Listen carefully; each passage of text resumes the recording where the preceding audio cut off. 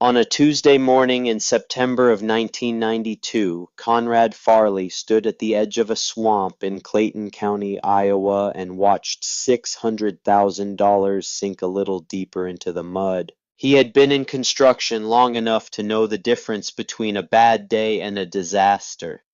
He had seen bad days. A hydraulic line that blew on a poor day, a foreman who quit during a highway job, a subcontractor who disappeared with materials already paid for. Those were bad days. What was happening in front of him was something else entirely. A disaster had a different weight to it. A disaster did not go away when you went home. It followed you through the night and was still there in the morning, unchanged, patient, waiting for you to find an answer you had not found yet. The Caterpillar 375 had gone in on Sunday morning 3 days ago. One of his operators had eased it across what the survey stake said was solid enough ground, and the earth had simply opened. Not gradually. Not with any warning that would have allowed the man in the cab to react in time. The ground gave way the way rotten flooring gives way all at once, and without apology, and 60 tons of yellow iron had dropped into the black muck beneath the dried crust of the surface. The man had gotten out. That was the first thing Conrad had confirmed, and it was the only thing about the situation that had gone cleanly. The operator had killed the engine and climbed free before the cab went under, and he was standing at the edge of the site with mud on his clothes and a look on his face that Conrad would not forget quickly. Not fear exactly. Something past fear. The particular expression of a man who has just been reminded without any room for argument that the ground under his feet does not owe him anything. The machine had settled through Sunday and into Sunday night.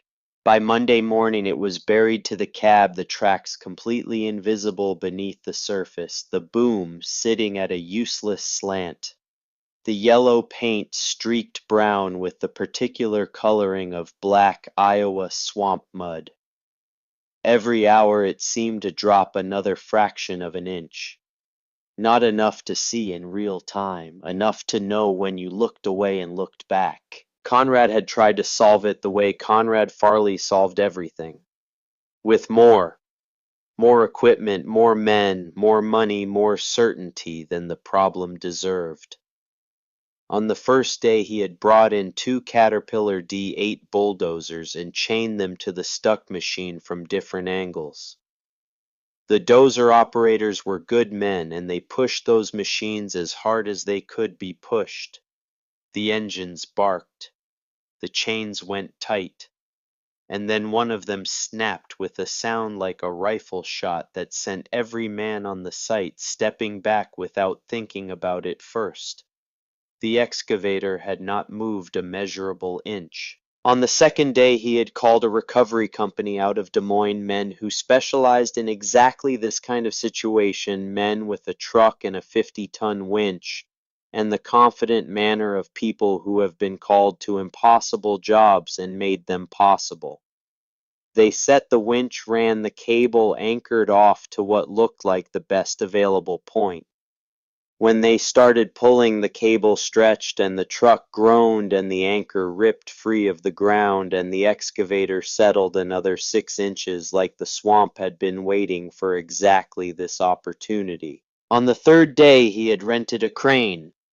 The crane operator had driven out, looked at the swamp, looked at the edge of the disturbed ground and shaken his head before he had even gotten fully out of the cab. He had said that ground will not hold me. You want 2 machines stuck instead of 1. Conrad had cursed him after he drove away. Not because the man was wrong, because the man was right and Conrad needed him not to be. By Tuesday morning, the whole job had the specific smell of a situation that was getting away from a man who was not used to things getting away from him. His crew was quieter than they should have been. The conversations were shorter. Men found reasons to look somewhere other than at the excavator when Conrad was nearby, not because they blamed him, but because they had worked for him long enough to know what it looked like when he did not have an answer and they did not quite know how to be in the presence of that. He was losing close to $20,000 a day by the time you counted delays and idle equipment and the scheduling disruptions that rippled outward from a job that had stopped moving. But the money was only the surface of it. Conrad Farley had built his company from one backhoe and a pickup truck and 20 years of 18-hour days, and he had built it on a specific reputation, the reputation of a man who could handle trouble. Trouble was part of the business. What mattered was how you looked when trouble arrived, whether you looked like a man who had it managed or a man who was being managed by it. Right now, with that machine sinking in plain sight and 3 days of failed solutions behind him, Conrad Farley looked like the second kind of man. He was standing at the edge of the water with his hard hat pushed back and his arms folded and mud drying on his boots, doing what he had been doing for most of 3 days, which was staring at the machine and waiting for an answer to arrive that had not arrived yet. His engineers were nearby doing the same thing with slightly less authority. One of them had suggested a helicopter sky crane that morning. Conrad had asked him if he had $15,000 an hour and a sky crane hidden nearby. Another had mentioned draining the swamp. Conrad had not dignified that one with a full response. The $600,000 was the number that lived in his chest and would not leave. Not the entire cost of the company, not even close. But enough. Enough that losing it would not kill the business and would not quite not kill the business either, would occupy some painful middle ground between those two things for long enough to cause real damage. Long enough for clients to hear about it. Long enough for the story to travel, and stories in the construction business always traveled. That was when the John Deere tractor came puttering up to the edge of the site. Conrad barely looked. He had gotten into the habit of not looking at the road anymore because looking at the road meant seeing the occasional pickup slow down to observe the situation, and the people in those pickups were not driving faster when they saw what they were looking at, which meant the story was already moving in the way he had been afraid it would move. Another gawker was not something he needed to manage right now. But the tractor stopped and the man on it climbed down, and something in the way the man moved made Conrad look up. He was wearing overalls that had been washed enough times that the color had settled into something that was no longer quite any specific shade. His jacket had the look of a garment that had been useful for a long time and saw no reason to stop. His boots were muddy, but with his own field mud, not the site mud, which meant he had walked here from somewhere nearby. His face had the particular quality of men who have spent 50 years working outside in Iowa, not soft and not bitter and not performing anything, just weathered down to what was essential, the way wood gets weathered when it is exposed to enough weather for long enough. He walked with the unhurried confidence of a man who is going somewhere. He has decided to go and is not concerned about how long it takes to get there. Conrad knew who he was, enough to place him anyway. Norval Haskell. He owned the 400 acres on the other side of the tree line to the east. The same land his family had farmed for as long as anyone in the county could remember. Conrad had dealt with him once before over a fence line adjustment after a survey error in the early planning stages of the highway project. Norval had not raised his voice during that conversation. He had walked the line himself with his own tape measure, shown Conrad the numbers, and resolved the whole thing in a single morning without involving lawyers or county officials or any of the mechanisms that people reach for when they want to make a disagreement into something larger than it needs to be. Conrad had remembered him afterward as easy to work with. What he would understand later was that he had been confusing easy to work with for something simpler than it was. Norval Haskell had not been easy to work with because he was agreeable. He had been easy to work with because he was right, and being right made everything easier. Conrad had missed that distinction in the moment, and the cost of that missed distinction was sitting 73 years old in worn overalls about 15 feet away from him, and it was about to become apparent. Norval stopped a few feet from Conrad and looked at the swamp. He said, "Morning." Conrad said, "Morning. Site is closed to visitors. Insurance liability." Norval said, "I am not a visitor. I own the land on the other side of that tree line." He kept his eyes on the stuck excavator. Conrad said, "Well then, you have seen it." Norval said, "I have been seeing it for 3 days." He paused. "I thought I might be able to help."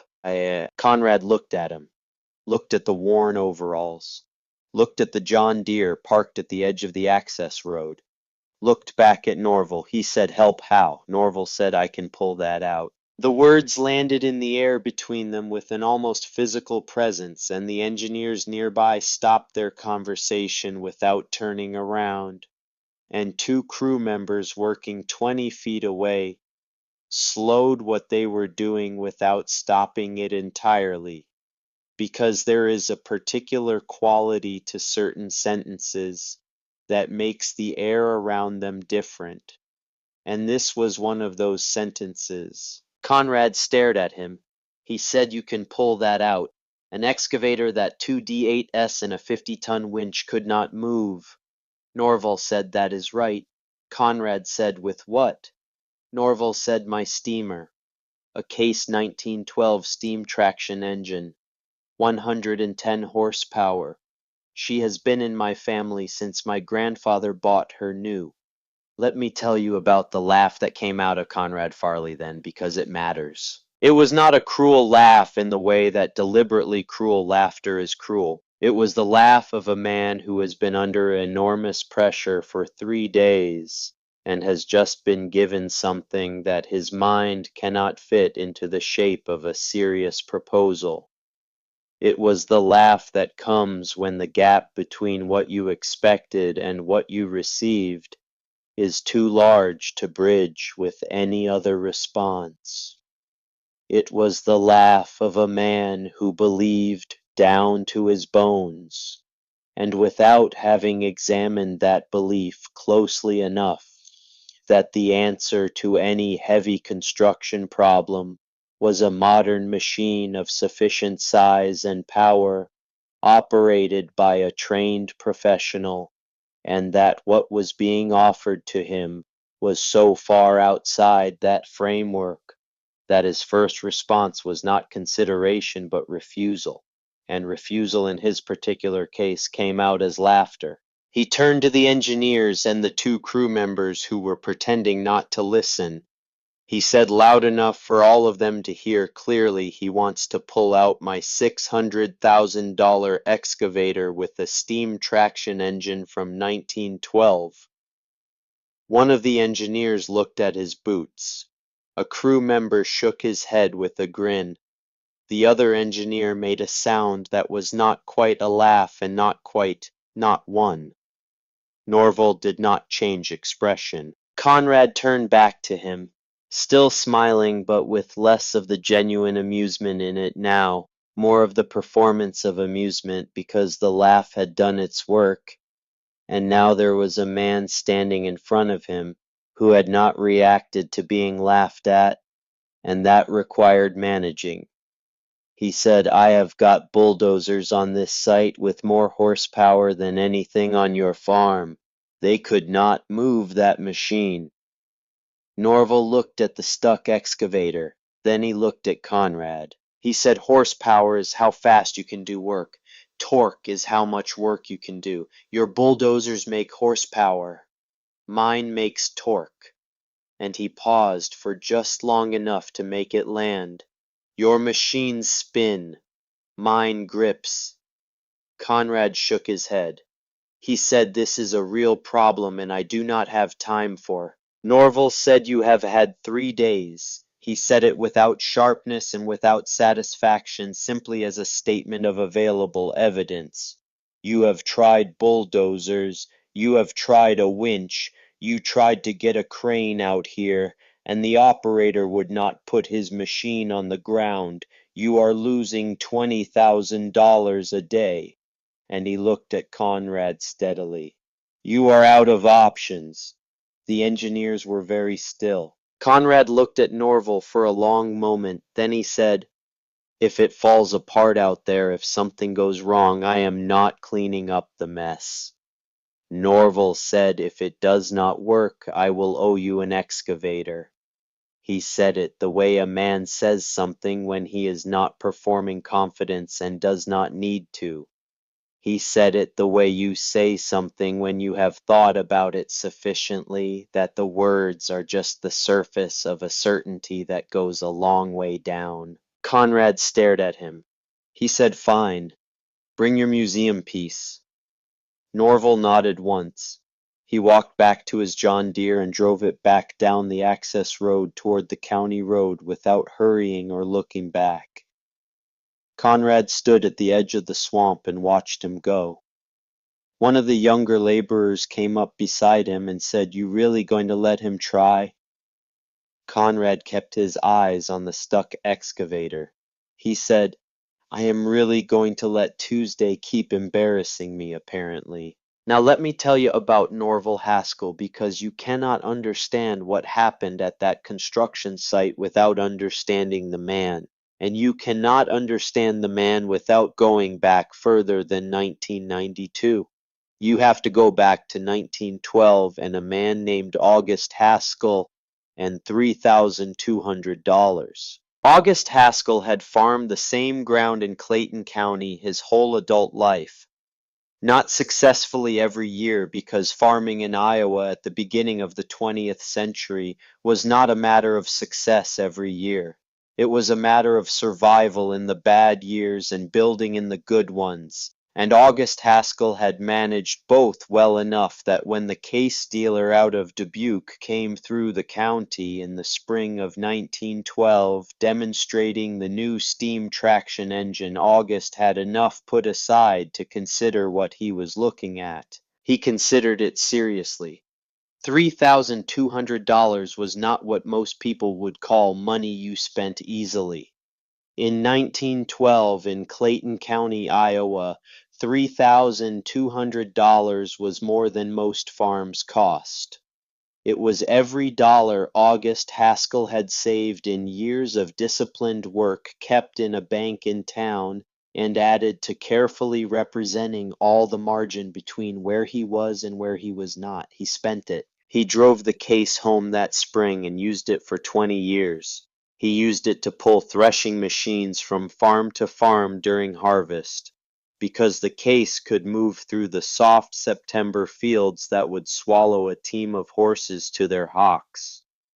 He used it to clear stumps from the edges of fields he was bringing into production, because the case had the torque to pull a root system out of the ground that no other available power could touch.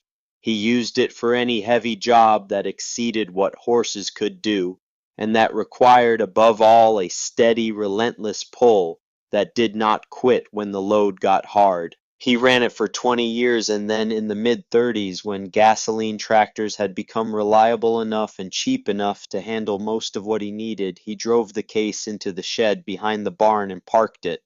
He did not sell it. Most farmers in those years scrapped their steamers or sold them for salvage when the gasoline tractors came. Steam required time and attention in a way that gasoline did not. You had to build the fire and wait for the pressure and manage the boiler through the whole working day. It was not something you started with a crank and drove to the field and used and parked again. It required a relationship with the machine and ongoing attention to what it was doing and what it needed that not every man wanted to maintain when an easier option was available. August maintained it anyway. He parked it in the shed and covered it with canvas and fired the boiler up twice a year to keep the seals from setting and the metal from forgetting what it was for. He did this even when there was no work for the machine. He did it for the same reason he kept doing a lot of things, that the immediate economics of the situation did not obviously require, which was that he had grown up in an era when you maintained what you had, because the day you needed it and found it gone was the day you understood what maintenance was actually for. August died in 1952. His son Everett inherited the farm and the machine. Everett had grown up watching his father use the case, and had learned to operate it the same way boys learned most things in that era, by watching and then by doing, by making mistakes in front of someone who knew what a mistake looked like and could show you why it was a mistake and how to correct it. Everett knew the machine, not the way August knew it, not with 20 years of daily use behind him, but well enough. He kept it the same way August had kept it, fired it twice a year, maintained what needed maintaining, took Norval out to the shed when Norval was old enough and showed him what it was and how it worked and what it could do. Norval had been 7 years old the first time Everett put his hand on the boiler and told him to feel the heat in the iron and understand that heat was what made everything possible. He had been 12 years old when Everett first let him stand on the platform and hold the throttle while the machine moved. He had been 19 years old when Everett let him run it alone for the first time, pulling stumps from the fence line on the east side of the lower field, and he had made 2 mistakes and corrected them both without losing the load. Everett died in 1961. Norval was 42 years old.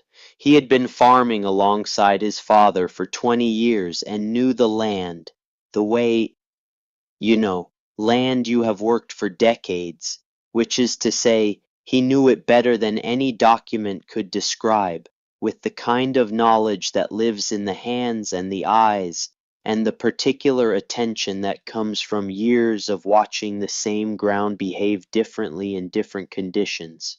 The machine went into the shed. Norval covered it with canvas, the way August had covered it, and the way Everett had covered it, and for the next 23 years it sat in the back of the equipment shed behind the barn, while the farm changed around it.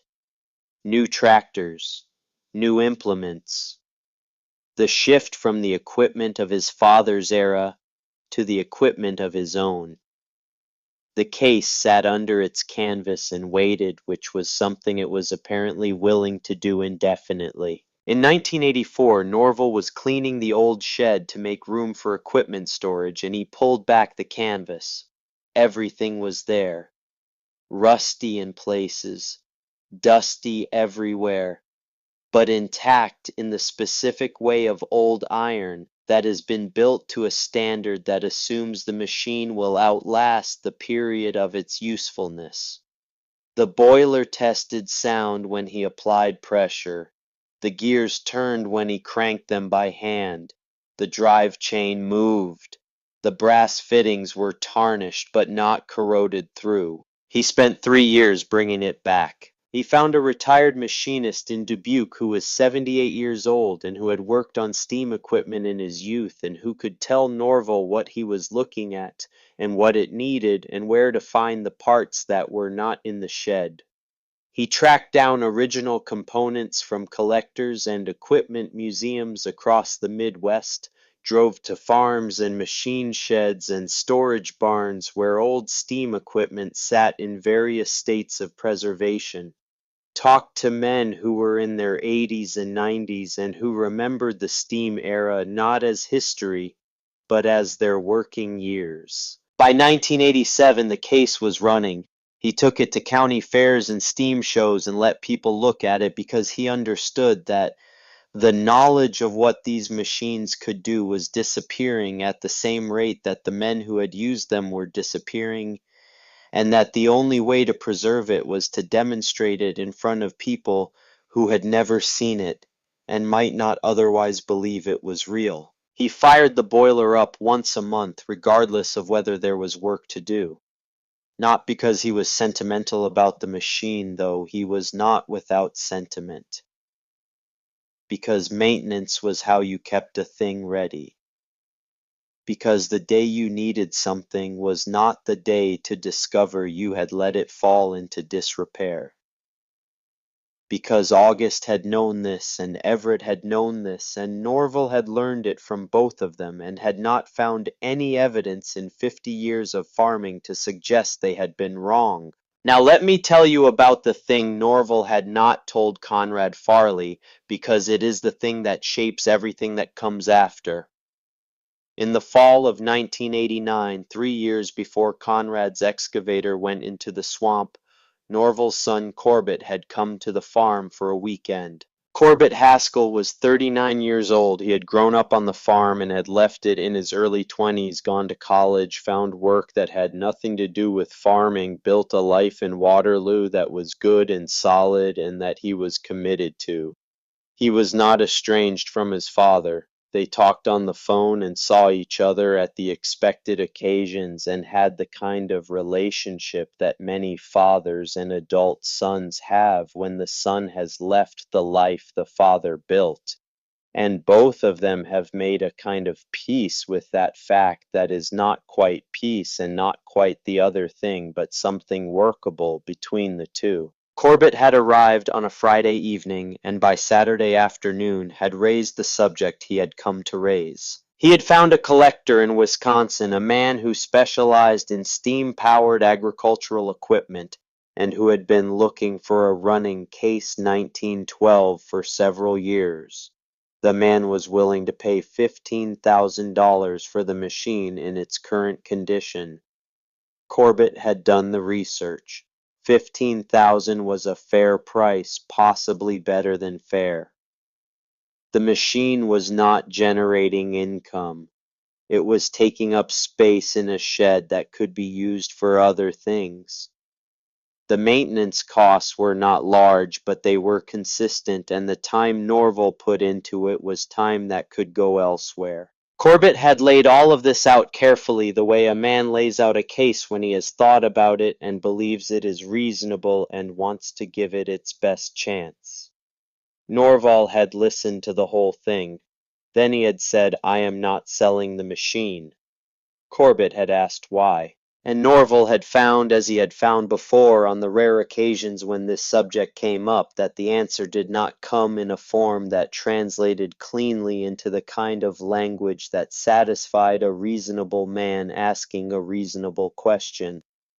You could not explain in a kitchen table conversation what it looked like when you watched a machine pull dead weight out of soft ground in the specific way that only this machine could pull it.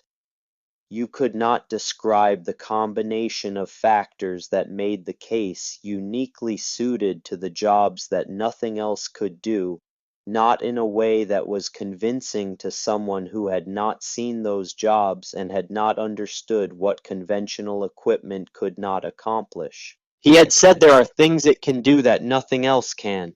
There are jobs it can do that you have not seen yet. Corbett had heard this as something less than an explanation. He had left the next morning before breakfast, not in anger, but in the flat quiet of a man who has made a reasonable suggestion and received what felt to him like stubbornness in return. They had not spoken of the machine since. The kiteness between them was not dramatic. They did not argue at Christmas or avoid each other at the family occasions that still happened. But something had shifted in the fall of 1989, some quality of ease in the space between them, and it was still there in 1992. And Norval was aware of it in the way you are aware of a place in your back that has not healed the way it should, not constantly painful, just present a reminder that something in the structure is not quite right. He had not been able to show Corbett what he meant. He had not found the conditions that would make the demonstration possible. He had kept the machine ready and waited because waiting was what you did when the condition had not yet presented itself, and you trusted that it would present itself because August had believed it would present itself, and Everett had believed the same thing, and there was no reason Norval could identify to think they had been wrong about this when they had not been wrong about much else. Then on a Sunday morning in September of 1992, a Caterpillar 375 broke through the surface of a Clayton County swamp and sank to its cab, and Norval Haskell saw it from across his fence line and understood immediately what had happened and what it would take to fix it. He drove to the edge of his property and looked at the situation from across the tree line. He looked at the excavator and the ground around it and the positions of the equipment on the site. He looked at the way the surface of the swamp behaved around the buried machine. He looked at the grass at the margin of the disturbed area, and at the way the water was moving and the depth that the saturation was running, which told him things about what was happening 6 feet down that no survey had measured, because surveys measured what instruments could detect on a given day, and what Norval was reading was what the ground had been doing over many seasons, the pattern of drainage and water table that made this specific location behave the way it was behaving. He understood what had happened, and he understood what it would take, and he understood that his machine was the right tool for the job in a way that nothing else on that construction site was going to be. He drove home. He did not go to the site on Sunday.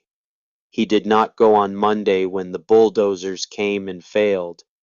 He did not go on Tuesday morning when the winch truck arrived and the cable stretched and the anchor tore free and the excavator settled another 6 inches. He waited, not because he was enjoying Conrad Farley's difficulty, not because he wanted to see the modern equipment fail. He waited because he had learned something over 73 years that he could not have named precisely, but that governed how he moved through difficult situations, which was that some men need to come to the end of the things they trust before they are capable of considering the things they do not know about. There was no point offering what he had to offer on day one. Conrad Farley on day one was a man who had not yet exhausted his certainty, and a man who has not exhausted his certainty cannot hear you. By Tuesday morning, after 3 days and 3 failures, and the crane operator who would not get out of his cab, Conrad Farley had exhausted his certainty. That was when Norval walked through the fence. Have you ever offered something that you knew was the right answer and had the room laugh before you finished the sentence? Have you ever stood in front of someone with the solution in your hands and watched them dismiss it before they understood what they were looking at, not because they were stupid, but because it did not fit the shape of what they expected help to look like? Drop a comment and tell me about it, because I think more people have been in that position than have ever said so out loud. And I think the experience of being in that position and choosing to go back anyway, choosing to fire the boiler and load the chain and drive down the county road regardless of the laughter, is one of the most important things a person can do with what they know. Norval drove home from the construction site on Tuesday afternoon with the sound of Conrad Farley's laughter still in the air behind him. He did not think about the laughter. He thought about what needed doing. He went to the shed and pulled back the canvas and looked at the case, the way he looked at it when there was work to be done, which was the way you look at any tool when you have matched it to a problem with a specific attention that was less about what you were seeing and more about confirming what you already knew. He checked the boiler. He checked the water level and the oil and the drive chain. He checked the pressure gauge and the relief valve and the condition of the steel cleats on the rear drive wheels, 6 feet in diameter and studded with the forged steel grips that had been biting into soft ground in various forms for 80 years, and that would bite into the edge of a Clayton County swamp tomorrow morning the same way they had bitten into everything else. He pulled the canvas back over the machine. He went inside and ate dinner alone and washed the dish and set it in the rack and stood at the kitchen window that faced east, looking at the lights of Conrad Farley's job site across the fields. Then he went to bed. He did not sleep well. At some point in the dark hours before morning, he lay with a question that had been there since he walked back from the construction site, a question he had not fully let himself ask in the daylight. It was not a question about the machine. He knew the machine. He knew it the way you know something when you have maintained it for decades and operated it in conditions that tested it and understood its limits and capabilities in the specific way that only extended use provides. The question was not whether the machine could do the job. The question was what happened if something went wrong that he had not anticipated. Not the pull itself, something else. He was 73 years old. The platform of the case was 6 feet off the ground, and getting to it required a ladder that was 3 iron rungs, and a step across that required more than it used to require. His knee had been unreliable for 2 years, if the footing went wrong at the wrong moment. He lay with that for a while. And then in the way that certain things come when you stop fighting them and let them be what they are, he thought about Corbett. Not about the conversation in 1989 exactly. About his son. About the distance that had been in the space between them since that Saturday when Corbett had laid out his reasonable case and Norval had given him what felt to Corbett like stubbornness in the place where an explanation should have been. Corbett had said there are things you do not understand. He had not said it in those words. But that was what the conversation had meant, and Norval had not found a way to close the distance that the meaning had opened. He had not found a way because the way was not words. The way was showing. And he had not had anything to show, not in a form that would mean to Corbett what it needed to mean, not until Conrad Farley's machine had gone into the ground on Sunday morning. He lay in the dark and thought about this.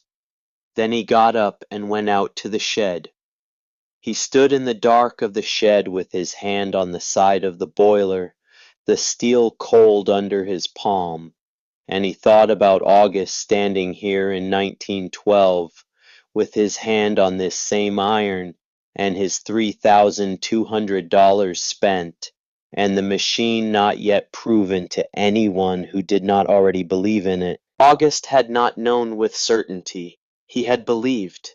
He had believed with the specific quality of belief that led a man to spend every dollar he had saved in years of careful work. And he had been right, and he had built something that outlasted him and outlasted his son, and was still here, still cold under a 73-year-old man's hand, still capable. Norval stood there for a long time. Then he went back inside.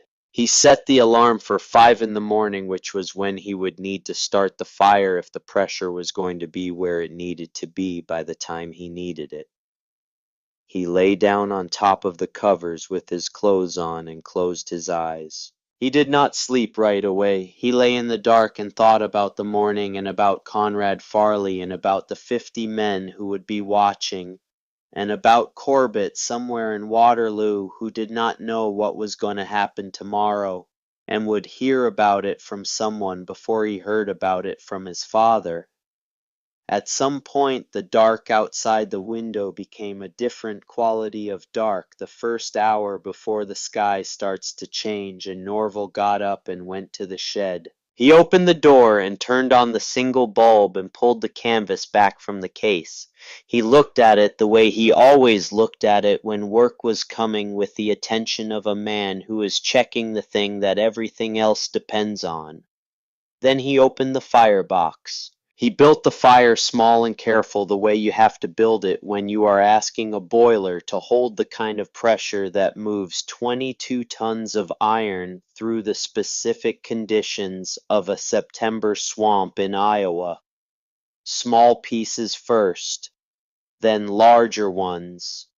The heat building gradually the way it had to build, the way August had understood it had to build, and the way Everett had shown Norval it had to build, and the way Norval was building it now at 5 in the morning, with the dark still in the fields outside, and a job waiting 2 miles down the county road that nobody else in Clayton County could do. The pressure gauge began its slow climb.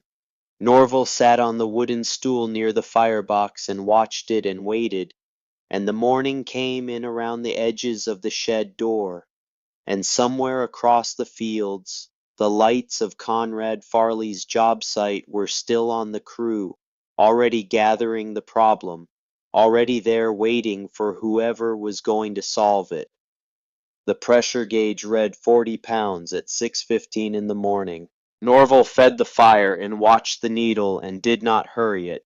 You could not hurry a boiler. That was one of the first things August had understood about steam power, and one of the first things Everett had made sure Norval understood as well, that the machine operated on its own schedule in this one particular respect, and that the schedule was not negotiable, and that the man who tried to negotiate it was the man who ended up with a problem that made every other problem on the farm look manageable by comparison. So Norval waited. He sat on the wooden stool near the firebox with his hands on his knees and watched the needle climb and thought about what the day was going to require, not the mechanical aspects of it.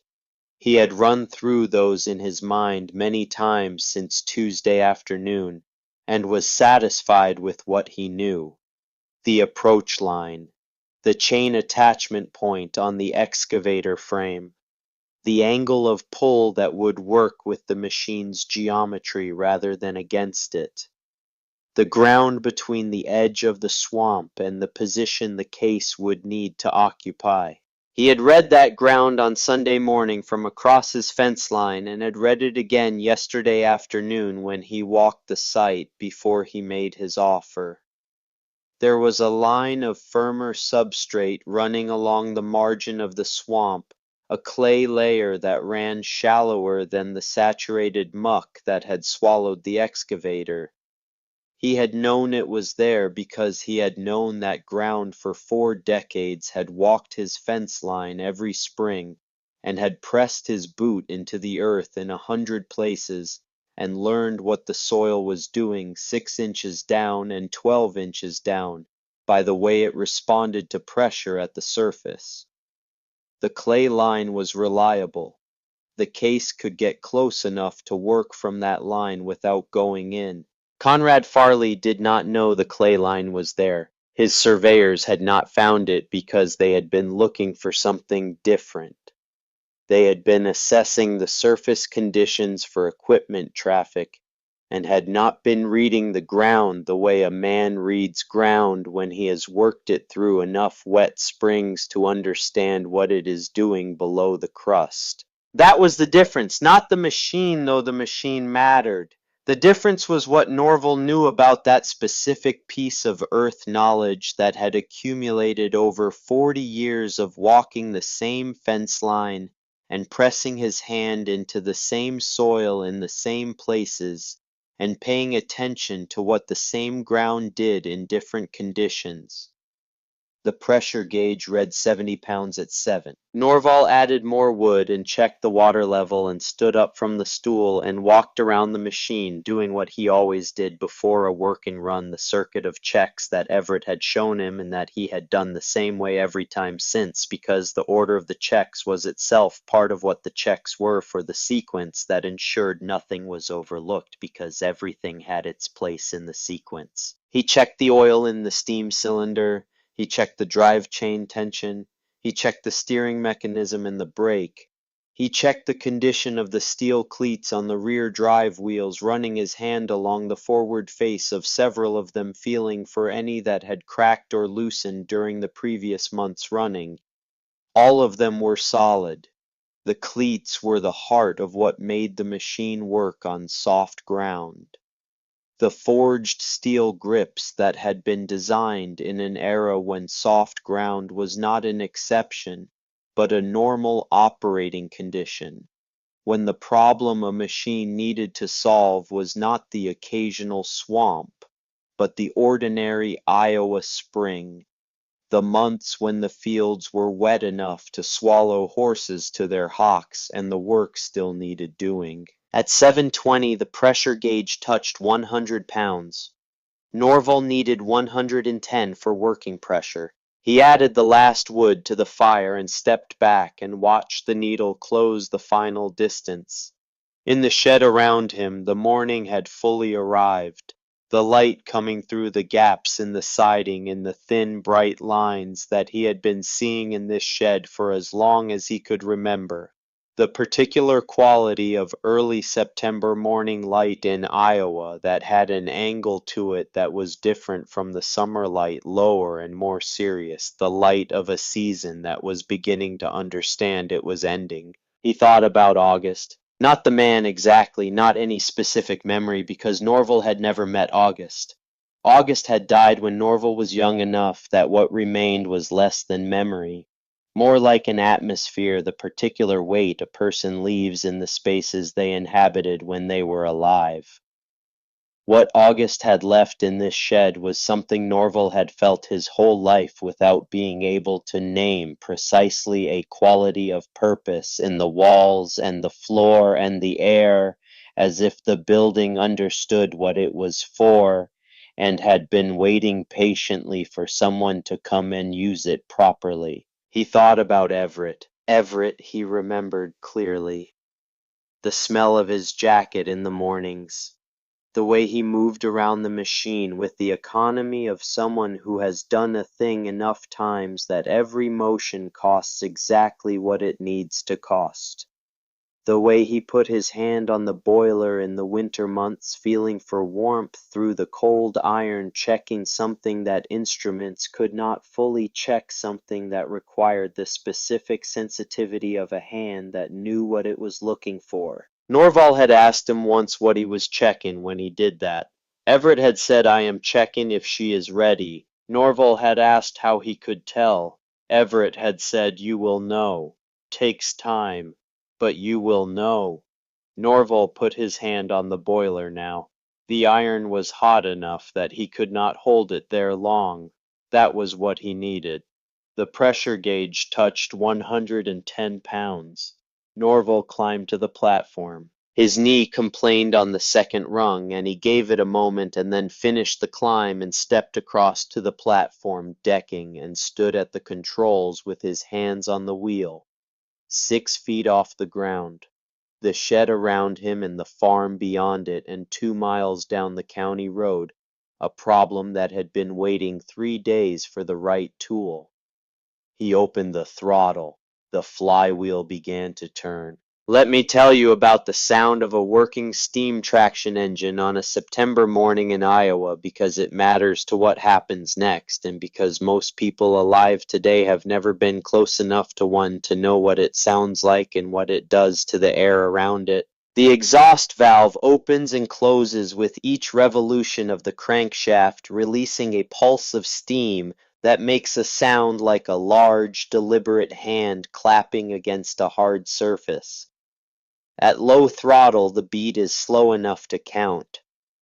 As the machine builds speed, the beats come faster until they run together into a rhythm, a cadence that is not like any sound a modern machine makes, because modern machines are designed to minimize noise and manage it into something acceptable, whereas the Case 1912 was designed before anyone considered machine noise something that needed managing. It simply made the sound of what it was doing completely and without apology. Underneath the exhaust beat is the steady hiss of the relief valve, a sound that rises and falls with the throttle like breathing.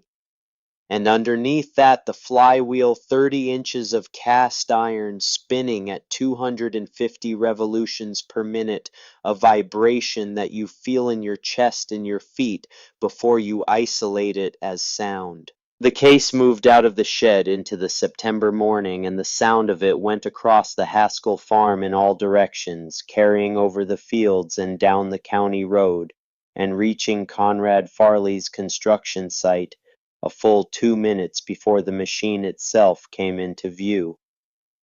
Conrad heard it from the edge of the swamp where he had been standing since 6:30. He did not know what he was hearing at first. It was not a sound his experience had prepared him for. It was not the bark of a diesel engine or the whine of hydraulics or any of the sounds that a man who has spent 20 years in heavy construction has cataloged and identified without thinking about it. It was something older than those sounds and deeper than those sounds, and it carried across the flat Iowa morning the way certain sounds carry across flat land completely and without diminishing. He turned toward the county road. Other men on the site turned too. The conversations that were happening stopped happening. The work that was being done paused, not because anyone made a decision to stop working, because the sound coming from the road required a different quality of attention than the sounds they were used to, and the body responded to that requirement before the mind caught up with it.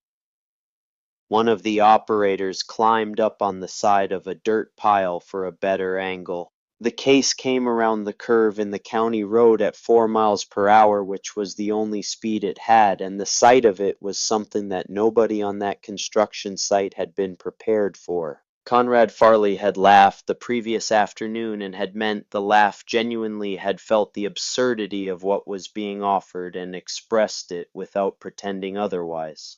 He had looked at Norval Haskell in his worn overalls and thought, this is a 73-year-old farmer with an antique, and an antique is not what I need. What was coming down the county road was not an antique in any sense that the word carried when Conrad used it. It was 22 tons of iron and steel built in an era when the assumption behind every engineering decision was that the machine would need to do real work in real conditions for the duration of its useful life, which was expected to be measured not in years but in decades, and that real conditions included soft ground and heavy loads and sustained effort over long periods without the option of stopping because the sensor said the load was too high. The rear drive wheels were 6 feet in diameter. The steel cleats bolted to them were the width of a man's hand and angled to bite into the ground with each rotation. The boiler ran across the top of the frame like a contained furnace, the brass fittings catching the morning light, the stack putting out a steady column of smoke that drifted back over the machine as it moved. The whole thing carried itself with the authority of something that had more mass than anything around it, and was aware of this fact without making anything of it. One of the younger laborers said something under his breath that Conrad did not catch, but whose tone he recognized. One of the engineers said, "Good Lord," and then stopped talking. Conrad said nothing. He watched the machine come down the access road and felt something he had not felt once in the past 3 days, which was uncertainty about the outcome of the next hour. Not hope exactly. Something more unsettled than hope. The specific sensation of a man whose certainty has been doing load-bearing work in his thinking and has just been asked to carry more than it was built for. Norval brought the case to a stop on firmer ground 200 feet from the edge of the swamp. He set the brake. He made adjustments to the controls with the unhurried precision of a man for whom these gestures have been automatic for decades. Then he climbed down from the platform.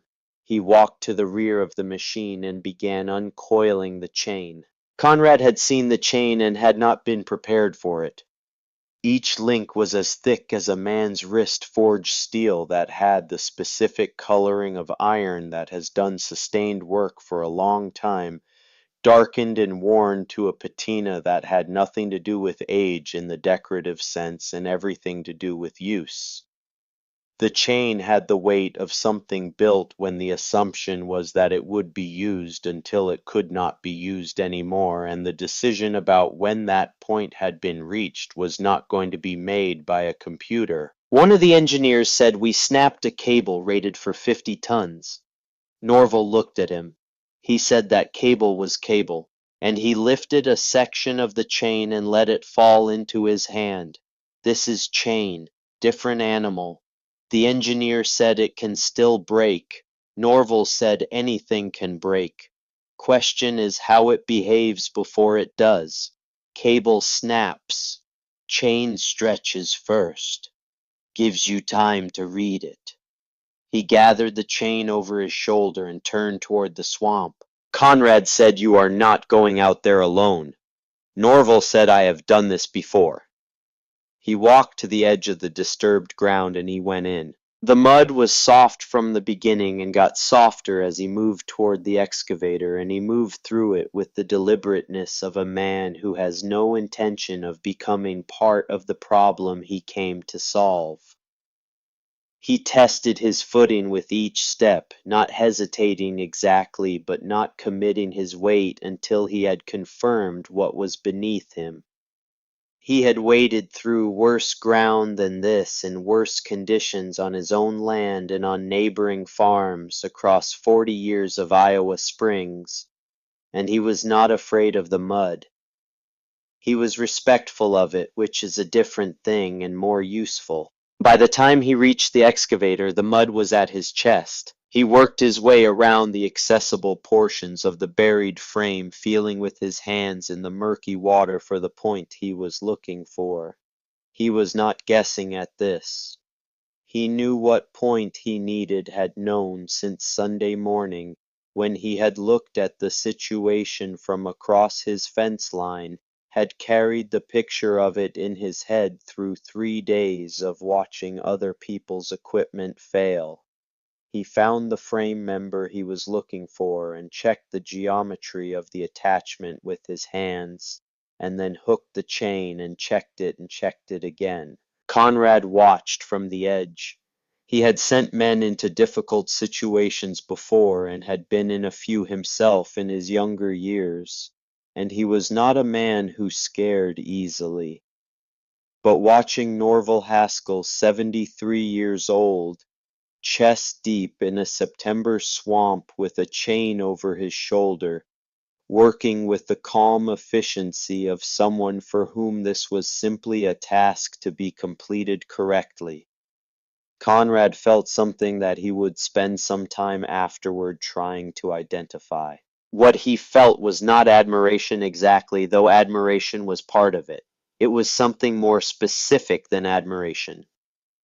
It was the sensation of watching someone inhabit their competence completely, without any portion of their attention diverted to how the competence was appearing to the people watching it. He had hired a great many people over 20 years, and he had developed through that process a reliable sense for the difference between a person who was performing competence and a person who was exercising it. Norval Haskell was not performing anything, he was working. That was the observation that Conrad kept coming back to as he watched the old man make his way back toward firm ground. Not the chain or the machine or the 80 years of engineering that had gone into the steel cleats on the drive wheels. The simple fact that the man in the mud had not looked at the audience once since he entered the water. Not once had he checked whether anyone was watching or how the watching was going. He was attending to the task in front of him with the totality of his attention, and the task in front of him was all there was. Conrad had started his company with that quality and had maintained it through the early years, and had lost some portion of it somewhere in the middle years when the company had gotten large enough that a part of every situation was about how the situation was being perceived as well as how it was being handled. He recognized the pure form of it when he saw it, and felt the recognition in a way that was not entirely comfortable. When Norval made it back to firm ground, mud was to his chest and his jacket was ruined, and he was breathing the way a man breathes who has spent 15 minutes moving through resistance in cold water at 73 years old. But he was steady. He walked to the case without stopping, climbed the platform with the care his knee required, and stood at the controls. He checked the pressure gauge. 110 pounds, right where it needed to be. He put one hand on the throttle. Have you ever watched someone work and known before they had done anything that could be pointed to as evidence that they were going to succeed? Not because you were hopeful, and not because you had calculated the odds, because of something in the quality of their attention, because of the specific way they were inhabiting the task in front of them, without any energy going anywhere other than into the task itself. The difference between a man who is trying and a man who is doing is sometimes invisible, and sometimes it is the most visible thing in the room. Everybody on that construction site could see it on that Wednesday morning, even the men who had been laughing the day before, even Conrad Farley, who had started the laughter. Drop a comment and tell me if you have been in a room when someone had that quality. I think most people who have worked long enough have seen it once or twice, and I think most of them have never forgotten it. Norval opened the throttle.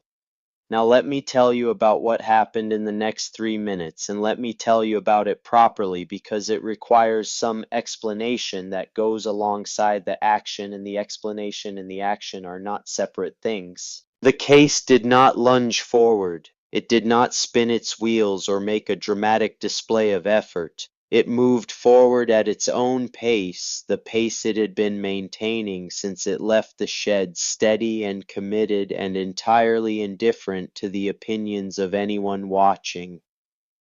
The chain came off the ground in sections as the machine advanced, rising from the mud in a long curve going taut between the drawbar and the buried frame of the excavator, with the specific tension of something that is about to be asked to do what it was made for. Now, here is what you need to understand about what happened next. Conrad Farley's bulldozers had more horsepower than the case. Significantly more. The D8 produces more raw horsepower than any steam traction engine built in 1912.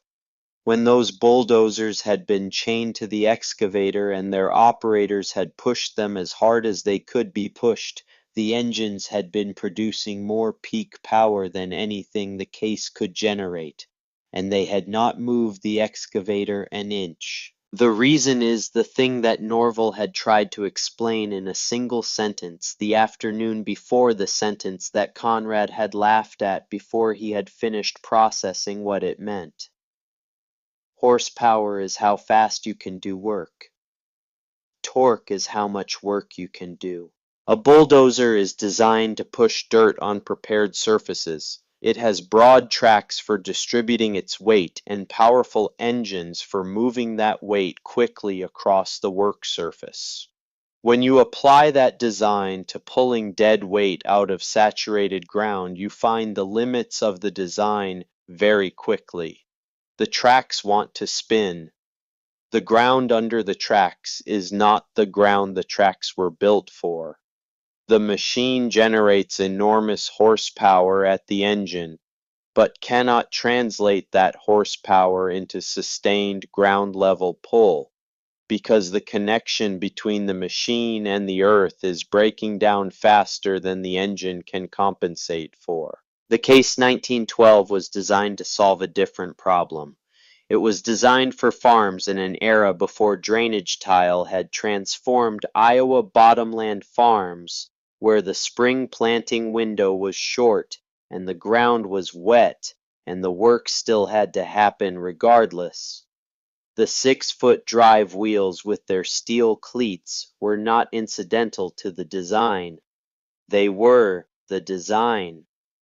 Each cleat was forged to bite into soft ground and hold, while the weight of the machine 22 tons of iron pressed down above it. Not to spin across the surface, to grip, to find purchase in the specific way that purchase could be found in saturated soil by going through the soft surface layer and finding the firmer substrate beneath. And torque. The steam engine does not produce its power in the same way a diesel engine produces it. A diesel engine builds to peak torque at a specific RPM range and falls off above and below that range. A steam engine produces maximum torque from the moment the throttle opens and maintains it through its full operating range. When the chain went taut between the case and the buried excavator, the force applied to that chain was not a spike that demanded immediate movement or reduced itself to protect the drivetrain. It was a steady, patient, fully committed pull that would maintain itself until something gave. The only computer between the boiler and the stuck machine was Norval Haskell. And Norval Haskell had been in this situation enough times, had pulled enough stumps and stuck machines and grain carts out of enough wet Iowa fields to know exactly how much he could ask, and when to ask more, and when the sounds and the sensations coming up through the platform told him to ease back. He was not easing back. He was not. The chain sang with tension. The note it made was the note a chain makes when the load is real and the pull is real and something is about to happen or not happen, and nobody watching could have said with certainty which of those outcomes was coming. And then the cab of the excavator moved. Not dramatically. A shudder, a tremor, the specific movement of 60 tons of iron beginning to disagree with the mud that had been holding it for 3 days. Barely visible at the distance Conrad was standing, just visible enough. A man standing near Conrad said something, a word that came out of him before he could decide whether to say it, the kind of word that escapes a person when something they did not fully believe in begins to become real. Norval gave the machine a little more. The sound deepened. Not louder exactly.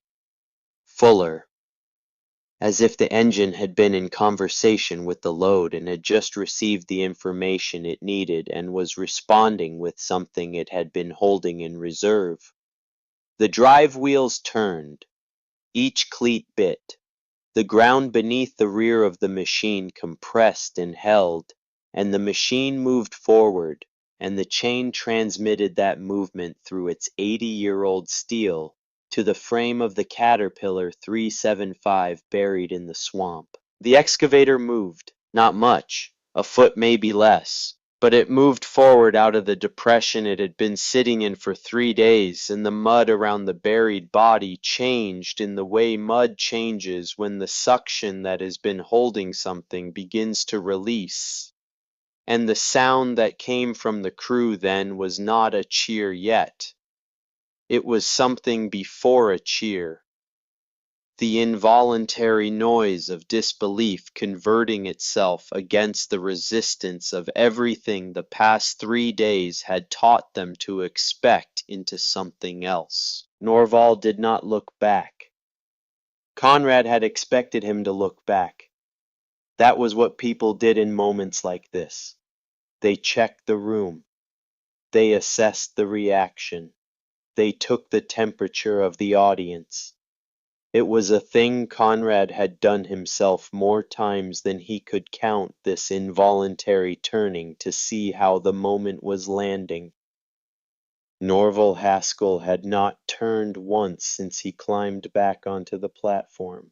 He was watching the chain. He was watching the ground under the drive wheels. He was watching the position of the excavator relative to where it had been and where it needed to be. He was doing what the job required, and he was doing it with all of himself, and the crowd behind him was simply not a factor in what he was attending to. Conrad took a step forward without meaning to. The case kept moving. The excavator kept coming. Not fast. In the way that things come when the force being applied to them is patient and consistent and does not know how to be anything other than patient and consistent. 1 foot of travel became 2, 2 became 4. The mud around the buried undercarriage began to release its grip in sections, the suction breaking down as the geometry of the situation changed, and the excavator began to rise barely incrementally, the way things rise when the thing holding them down is finally meeting something equal to it. The crew came apart. Not all at once, in stages the way a sound builds when it starts with 1 person and then 2 and then 10, and then everyone the release of 3 days of frustration and helplessness and the particular exhaustion that comes from watching something you cannot solve sit in front of you demanding to be solved. Men were saying things they would not remember saying later. One hard hat went into the air and landed in the mud. One of the foremen was laughing in the specific way of a man who has been handed back something he had already written off. Conrad did not join any of it. He stood at the 30-foot mark he had set for himself, which was 2 feet behind the 30 feet. He had told his men to stand back from the pull line, and he watched the old man on the old machine continue to do what he had said he would do. He watched with the full attention of a man who understands that what he is seeing is correcting something in him, not the kind of correction that is comfortable or easy, but the kind that is necessary. He had laughed at this man in front of 50 people. He had said museum piece in a tone that was designed to humiliate, and some portion of the crew had laughed because he was Conrad Farley, and that was how it worked. When you were Conrad Farley, people followed your lead because you had built a company out of your own will, and that had a gravitational pull that brought people along with it, even when it should not have. He had done that to a man who had the answer he needed. He had done it without the information. To know he was doing it without having any basis to evaluate what was being offered to him, based entirely on the appearance of the thing, and the degree to which the appearance matched his expectations of what an answer should look like. And in doing that, he had demonstrated something about his own thinking that he had not previously had occasion to demonstrate, and that he would have preferred not to have demonstrated in front of his entire crew on a Wednesday morning. The excavator came forward another 2 feet. The first track emerged from the mud black and dripping, the underside of the machine becoming visible for the first time since Sunday. Someone shouted something that was more noise than word.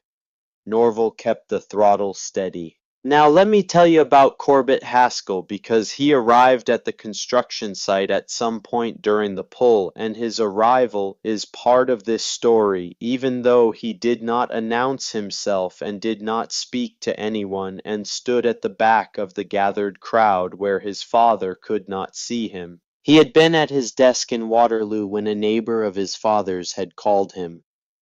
The neighbor was a man named Dwight Halverson, who farmed the section south of the Haskell place, and who had watched the whole business from his property for 3 days, and who called Corbett the way neighbors call the adult children of older farmers when something is happening that the children probably should know about.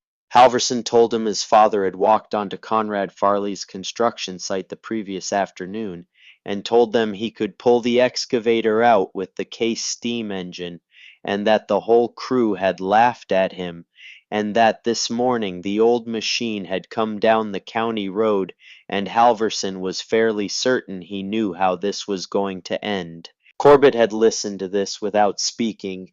Then he had told his secretary he would be out of the office and had gotten in his truck and driven to Clayton County. He parked on the shoulder of the county road east of the site access and walked in, arriving at the back of the crowd at the moment when the excavator had moved perhaps 4 feet from its original position and was continuing to move, too. He had not seen his father operate the case since Corbett was a teenager.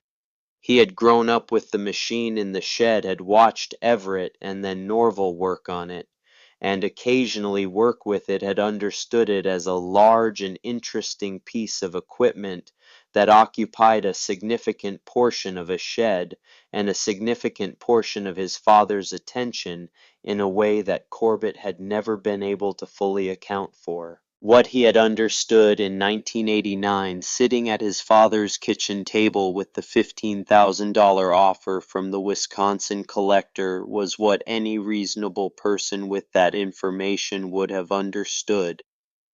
The machine was old. It was not generating revenue. It was consuming time and money in maintenance. The offer was real. What he had not understood was what his father had tried to tell him. There are jobs it can do that you have not seen yet. Corbett stood at the back of the crowd and watched, and did not say anything and did not do anything except look at his father on the platform of the case, 73 years old, hands on the wheel, attending to the machine and the chain and the ground with the specific calm of someone who has matched himself to the right tool for the right problem and is now simply doing what the match makes possible. The excavator moved 4 more feet. Corbett had worked in an office for 20 years. He had built a good career doing work that he was genuinely good at, and that satisfied him in the specific ways that competent work satisfies a person who knows their own capabilities. He was not a man who carried his father's farm with him as an unresolved weight. He had made his peace with the life he had chosen and did not spend his time second-guessing it. But standing at the edge of a construction site, watching his father do something that 2 days of modern equipment had failed to do, Haskell felt something move in him that he did not have a precise name for. Something that had been sitting in the place where the 1989 conversation had left a mark, all this time unresolved, waiting for the conditions that would let it move. He watched the excavator come free. Not all at once, and not cleanly.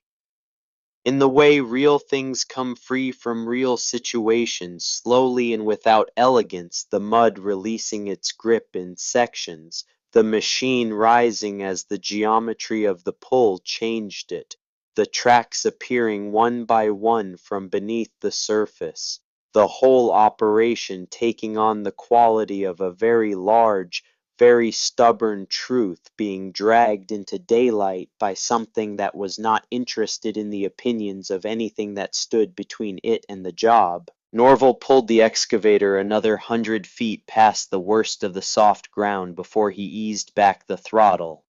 He shut the engine down. He climbed down from the platform. He walked to the rear of the machine and checked the chain and the hook before he looked at anything else, the same way he had checked them before he went in, because the job was not finished until every component that had carried the load had been checked and found sound. He was doing this when the crew erupted around him, and he attended to the chain while they erupted, and when the chain was confirmed, he straightened and looked at what was around him. His eyes went to the excavator sitting on solid ground for the first time since Sunday. He looked at it the way you look at something when the looking is a form of confirmation, when you are checking whether what you expected is what you find. Then he reached up and pulled the whistle cord.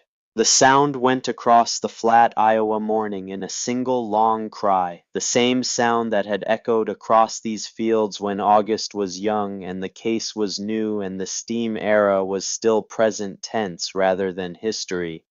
The sound that said the job is done. The sound that said we are going home. The crew was making enough noise that most of them did not hear it clearly, but Conrad heard it. He was standing close enough and was paying the right kind of attention, and he heard the whistle and felt something in the sound that he would not have been able to describe in the moment, but that he thought about for a long time afterward. It was not triumphant in the way of something that has beaten something else. It was just final. The sound of a thing that had been asked to do something and had done it and was now done. Conrad watched Norval coil the chain back onto the drawbar. He watched him do it with the same economy and the same full attention he had brought to every other part of the morning, the coil laid in even loops that would run clean for the next job whenever the next job came and whatever it required. Then Conrad walked toward him. He had not prepared anything to say. 20 years of running a construction company had given him a reliable fluency in most professional situations, the ability to find the right words in the right order for most conversations he was likely to need to have.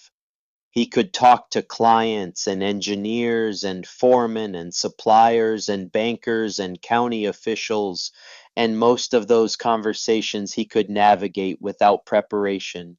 He did not know what to say to this. He stopped a few feet from Norval and stood there. Norval looked at him and waited. Conrad said, "What do I owe you?" Norval looked at the excavator on its solid ground. He said nothing yet. "Let me finish here." He went back to the chain. Conrad stood and watched him, and did not speak, and the crew celebrated around them, and the swamp was quiet for the first time in 3 days. And somewhere at the back of the crowd at the edge of the access road, a man named Corbett Haskell stood with his hands in his jacket pockets and watched his father work, and did not announce himself, and did not speak to anyone, and stayed until the chain was coiled and the check was complete, and Norval Haskell had done everything the job required of him. Only then did Corbett walk back to his truck. He sat in it for a while before he started the engine. He was thinking about a kitchen table in 1989 and about a sentence his father had said that he had heard as stubbornness, and that he understood now standing on the other side of a Wednesday morning in Clayton County, Iowa, was something different from stubbornness. There are jobs it can do that you have not seen yet. He started the truck and drove back toward Waterloo. He told himself he would call his father that evening.